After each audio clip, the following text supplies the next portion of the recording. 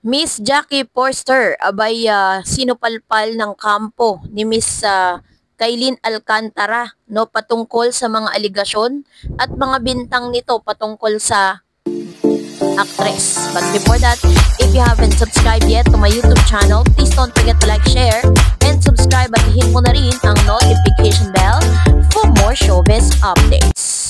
Of course, bago tayo magpatuloy sa ating updates for today's video, of course, nais kong pasalamatan kayo for always watching and trusting this channel. Thank you so much sa inyong panonood at palagi ang pagsubaybay sa mga updates po natin. Maraming salamat po. At ngayong araw, pag-usapan natin si Miss Jackie Forster kung saan ay trending at pinag-uusapan po ang ilan sa mga statement ng ina ni Miss Kobe Paras, ni Mr. Kobe Paras, kung saan ay naglabas siya ng kanyang saloobin patungkol sa issue at sa mga bintang sa kanyang anak. Narito, panoorin natin. What she did to Kobe, it's learned behavior. Between our two families, we're not the same. Benji and I may be separated, but including my husband, we protect and provide for our families. We have dedicated our lives to doing what we need to as parents so our children can depend on us in every aspect. I've dedicated the last 20 years of my life to bettering myself for my children's sake. So to Kailin, her family, the toxic fans, please don't insult the efforts we have made to build our family by playing victim. If you're a victim, you're the victim of your own doing. Your actions have consequences. For someone who is supposed to be a mental health advocate, it bothers me to know that you have been playing with Kobe's mental health throughout your relationship. I will leave the many incriminating stories of why Kobe found it incredibly difficult to trust you between the both of you, unless you make it necessary for me to do it in the future. And I'm praying that doesn't happen. So yes, we too, Kailin, we keep proof. Sana nga, hindi na kailangan i-share. So you can all judge and hate my son for moving on so seemingly fast, but I think that's better than loving someone for pretending to be somebody that they're not. When Kobe finally called to fill in the gaps, I had a flashback, and it just made me so disappointed in myself, because back last year around July, I was warned. But instead I defended you, Kailin. I thought, if there was a woman, a mother that could understand and be most accepting, it would be me. I regret not listening to those warnings. Now I hope everyone who has the heart to truly comprehend the gravity of the deception of your ways now sees the real you.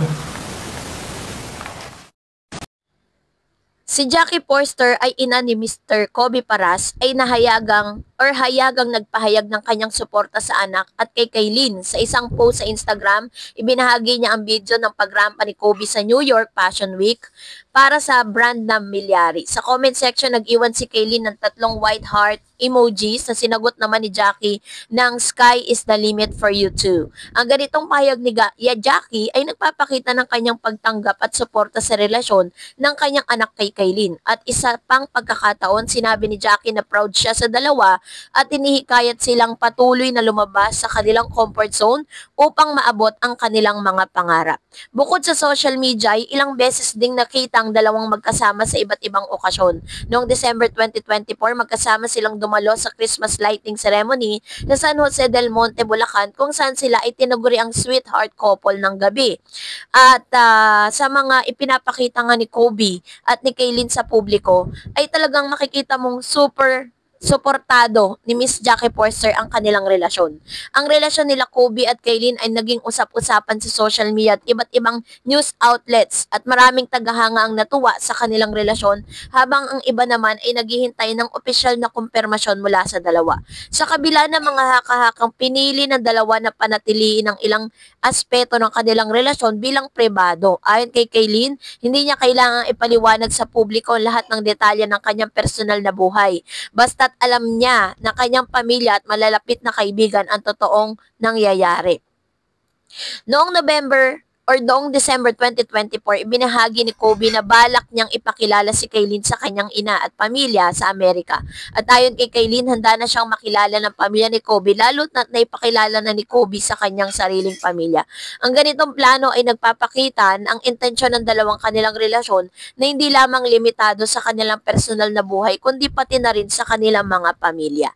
So, dahil po dito, dahil sa mga aligasyon at sa mga bintang at sa mga statement nitong si Miss Jackie Forster na talagang pinag-uusapan po ngayon online, ay nagkomento pong isa sa mga malalapit sa puso nitong si Miss Kaylin Alcantara, na kung saan siya po yung nagbigay ng side of the story naman ni Miss Kaylin. Kasi matapos pong sabihin ni Miss Jackie Forster na maraming syempre po dahil bilang isang ina, itong si Miss Jackie, ang kanya pong sympathy ay ibinibigay niya sa kanyang anak na si Mr. Kobe Paras.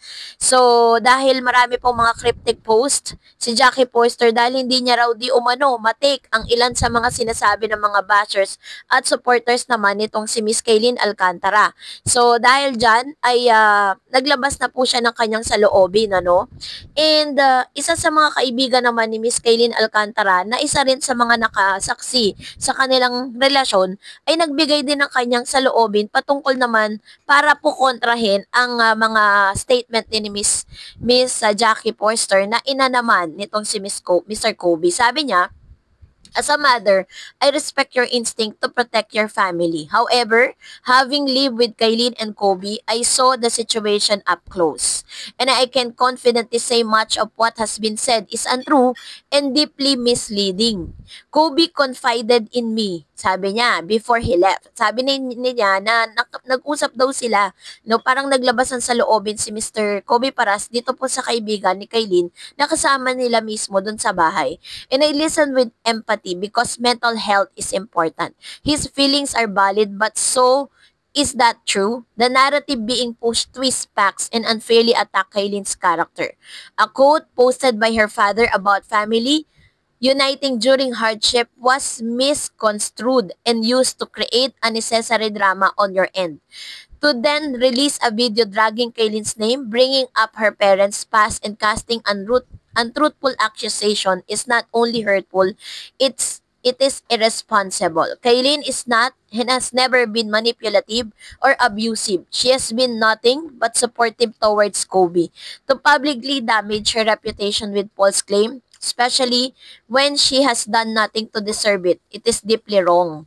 If there was true intent to resolve this amicably, it would have been handled privately, not through public attacks, disguised as concern. I sincerely hope moving forward and you can choose integrity, fairness, and genuine respect over distortion and harm.